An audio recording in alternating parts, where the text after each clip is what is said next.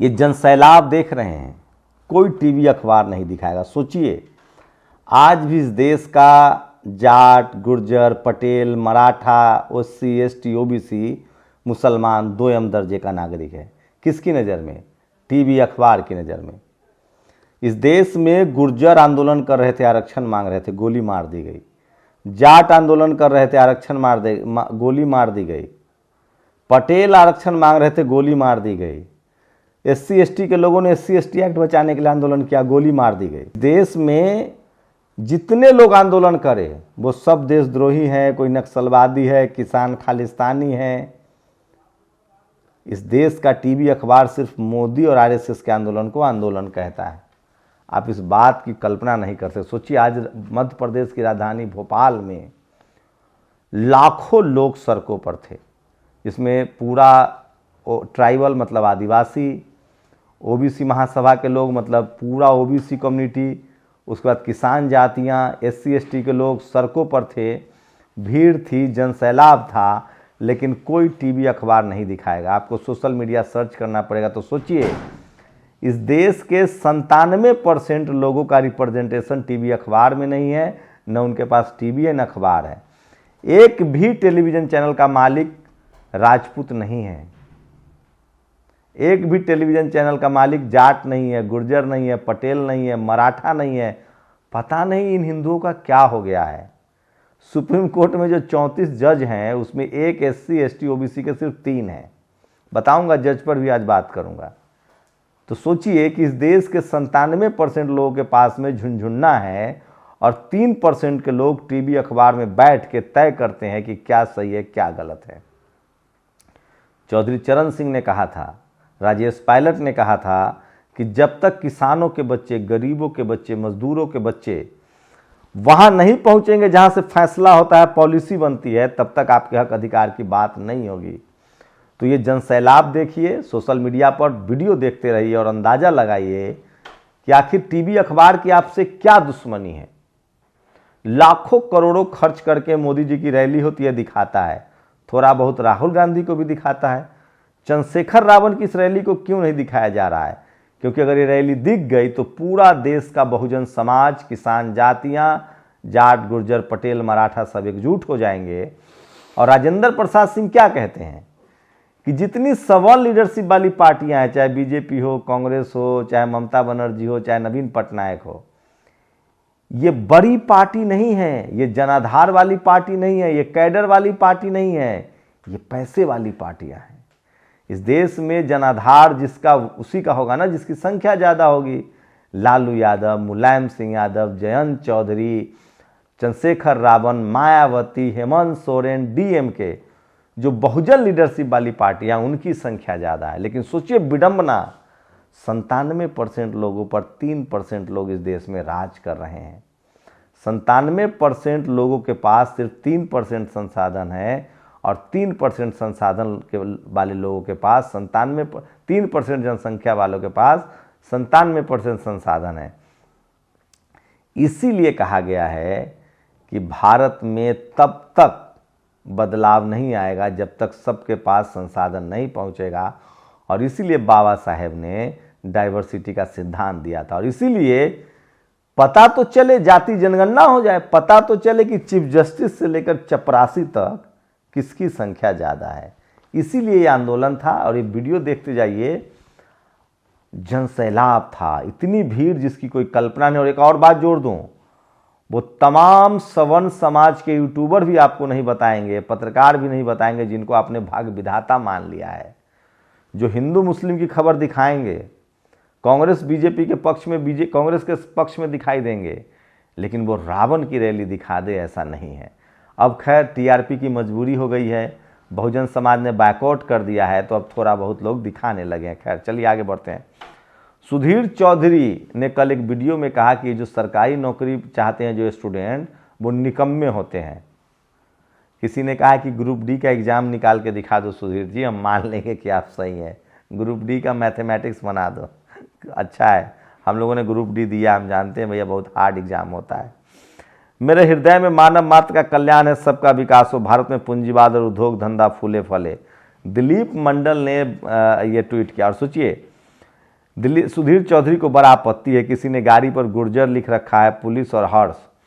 सोचिए इस देश में क्या क्या जाति, ग्रंथ में जातियां लिखी हुई है कि विप्र को पूजिए, ब्राह्मण को पूजिए, उस पर कोई आपत्ति नहीं। और सोचिए अयोध्या फैसला सुनाने वाले 5 जजों की बेंच में एक राज्यसभा में, एक राजभवन में, एक एनसीएलटी के चेयरमैन। खैर मैं नहीं कह रहा हूं, विनोद कापरी कह रहे हैं।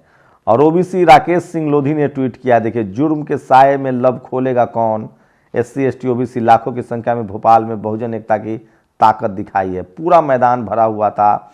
ये देखिए डॉक्टर आर.डी. प्रजापति, चंद्रशेखर रावण का आंदोलन था भोपाल में। ये सारी तस्वीरें देखते जाइए, ये कोई टीवी अखबार नहीं दिखाएगा, ये सोशल मीडिया पर मैं सिर्फ आपको दिखाता हूँ। और किसानों के मान सम्मान, स्वाभिमान के रक्षक, संपूर्ण जीवन मजदूर मजलूमों के अधिकारों के लिए संघर्ष करने वाले भूतपूर्व केंद्रीय मंत्री श्रद्धेय चौधरी अजीत सिंह जी की जयंती पर उन्हें कोटि कोटि नमन है। चंद्रशेखर रावण ने ट्वीट किया है। और वर्ण जाति किसने बनाई? भगवान ने। कहाँ लिखा है? भगवत गीता में। भगवत गीता का उपदेश कहाँ दिया गया? कुरुक्षेत्र में दोनों सेनाओं के बीच की खाली जमीन पर। वह तीसरा कौन था जिसने उपदेश सुना और किताब लिख दी? व्यास ने। व्यास के पापा कौन थे? महर्षि पराशर। केस खारिज। तो दिलीप मंडल एक अपील आई है कि महर्षि का मतलब महर्षि नहीं होता, तारना का मतलब तारना नहीं होता, पंडित का मतलब ब्राह्मण नहीं होता। यदुवंश नरेश ने बनाई होती जाति तो टॉप पर यादव होते। सारा खेल उस तीसरे आदमी ने किया जिसने किताब लिखी, सुना कुछ, लिखा कुछ, अपनी जाति के हित में लिख दी किताब।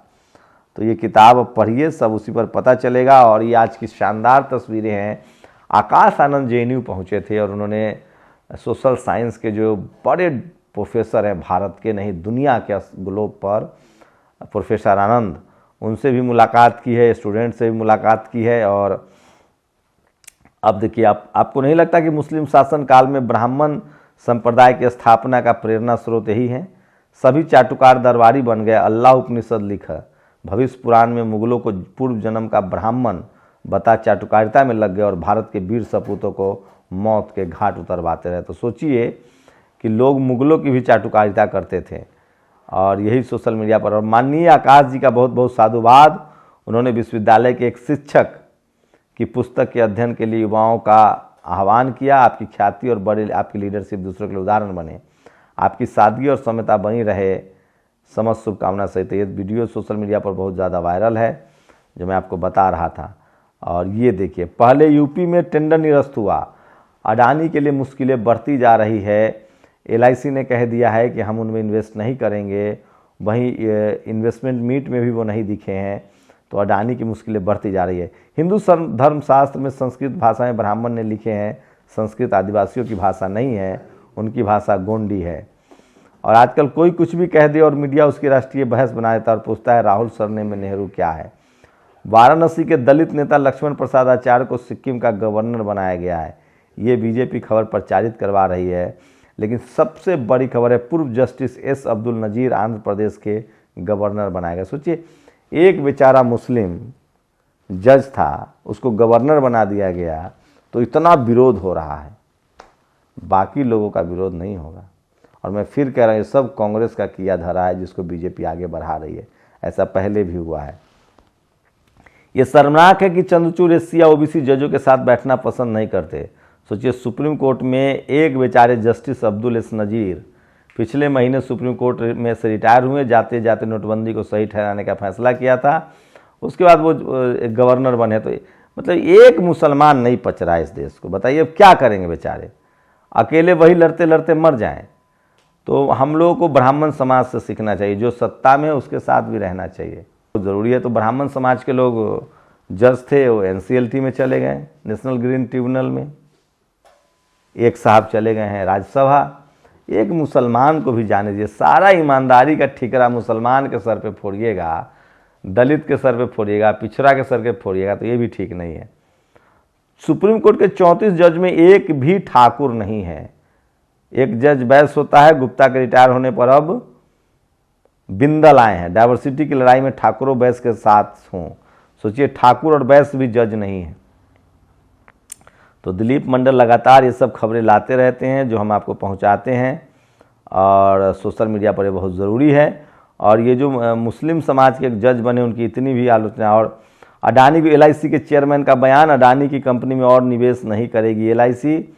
और मैंने ब्राह्मण नहीं पंडित का या किसी भी जाति का हो सकता है, मोहन भागवत ने U-टर्न ले लिया है कि हमने ब्राह्मण नहीं कहा था। और पांचजन्य जो है वो अब मुसलमानों में जाति ढूंढ रही है, तो पांचजन्य क्या अच्छा कदम है, लेकिन सवाल है कि पांचजन्य जो है वो हिंदुओं में जाति जो है उस पर कब डिस्कस करें। खैर हिंदू वाले अपने ही जान रहे हैं।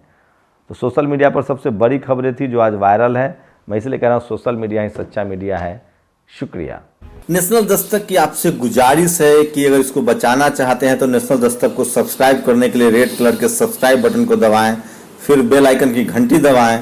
नेशनल दस्तक को बचाने के लिए बहुत जरूरी है कि हर खबर को शेयर करें, लाइक करें, कमेंट जरूर करें।